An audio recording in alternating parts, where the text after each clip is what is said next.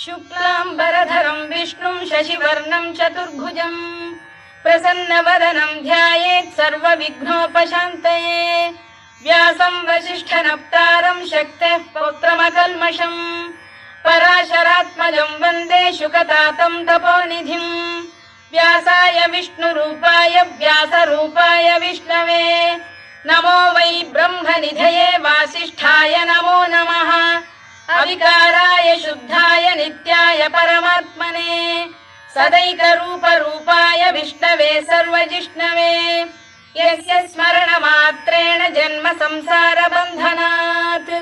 विमुच्यते नमस्तस्मै विष्णवे प्रभविष्णवे ॐ नमो विष्णवे प्रभविष्णवे